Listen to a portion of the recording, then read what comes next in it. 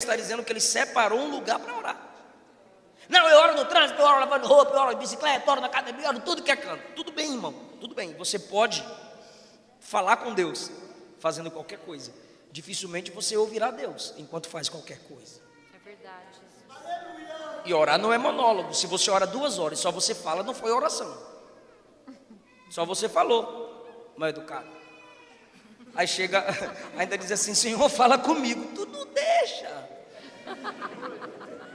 Então ele se reserva e ora. Quando ele acabou de orar, um dos discípulos lhe disse. Os discípulos esperaram.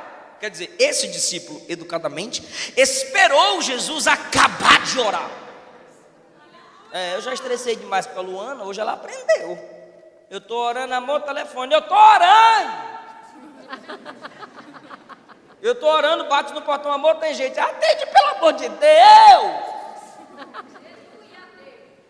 Martin Lloyd Jones diz que quando um crente está de joelho, não o perturbe. Ele está em audiência com o Rei dos céus.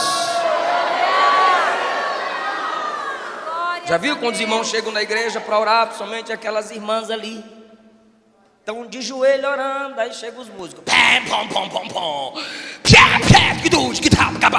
irmã está orando, filho da mãe. Deixa a irmã orar. Chega mais cedo, testa seus negócios. Quando alguém estiver orando, reverência, papai está na casa. O Rei dos Reis está falando com alguém.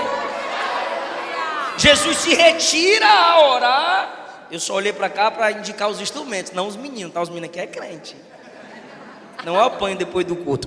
Aí, quando ele acabou de orar, um dos discípulos lhe disse: Senhor, ensina-nos a orar. O primeiro pedido dos discípulos não foi ensinar, não foi um pedido para aprenderem a pregar. Foi um pedido para aprenderem a orar. E o exemplo é como João ensinou seus discípulos. Se você quer gerar discípulos, ensine-os a orar. Lucas 18:1 diz que Jesus contou uma parábola sobre o dever de orar sempre e nunca desfalecer. Lucas 18:10, Jesus fala sobre 2 homens que subiram ao templo para orar. Um era fariseu, o outro era publicano. Ok, mas pelo menos foi orar. Quando Jesus foi preso, João 18, ele orou. Quando Jesus estava na cruz, ele orou: Pai, perdoa. Ele ressuscitou, foi assunto aos céus para orar: eu rogarei ao Pai, e Ele vos enviará um outro Consolador. O Espírito Santo desceu, e Hebreus 7:25 diz que Ele está à direita do Pai, vivendo para interceder. Então os discípulos foram treinados por quem? Jesus. Os discípulos foram construídos sobre 2 bases, sobre 2 valores: oração e palavra. Palavra e oração. Quando chegamos no capítulo 6 de Atos dos Apóstolos, a igreja está desenvolvida. No capítulo 1, Jesus é assunto aos céus e os manda ficar em Jerusalém para serem cheios. No capítulo 2, o Espírito Santo os enche enquanto estão reunidos e orando. Capítulo 3, Pedro e João estão subindo juntos a orar. Capítulo 4, a igreja ora reunida e o lugar tremeu e todos foram cheios do Espírito Santo e começaram a pregar.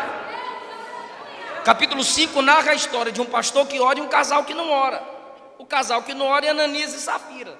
O pastor que ora é o pastor Pedro. O casal que não ora quis mentir na hora da oferta, dando a metade como se estivesse dando tudo. E uma mentira pela metade, uma verdade pela metade é uma mentira completa. Estão mentindo. E eles estão diante do apóstolo mentindo na hora da oferta. E o Espírito Santo revelou a Pedro. E Pedro decretou pelo Espírito a palavra do juízo. E morre ele, 3 horas depois chega ela. Se tivesse o WhatsApp, né?